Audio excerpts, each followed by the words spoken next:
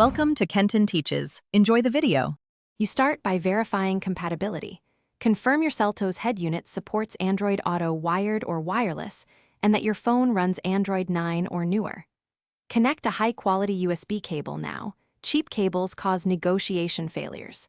On your phone, open Settings, enable developer options, then grant Android Auto permissions for contacts, location, and media so the car can access phone functions.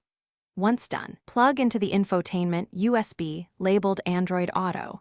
You'll avoid connection errors and speed the handshake process. After plugging in, you'll see a prompt on both devices. Accept prompts on the phone and the Seltos head unit to allow Android Auto. Make sure media audio and phone call routing are enabled so sound and calls go through the car speakers. Next, open the Android Auto app to customize launch behavior and app visibility.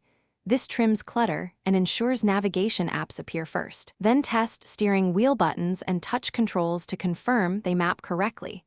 Reassign within the head unit if a button doesn't control expected features. You finish by testing navigation, music, calls, and voice commands. Use Google Assistant to confirm mic routing. If Android Auto doesn't connect, reboot the phone and the head unit, then retry with a different certified cable. Many problems are cable-related.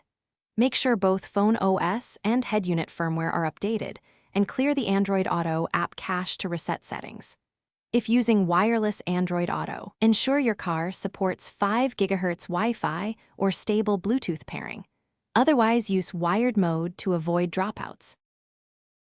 Thanks for watching. Please subscribe if this video was helpful.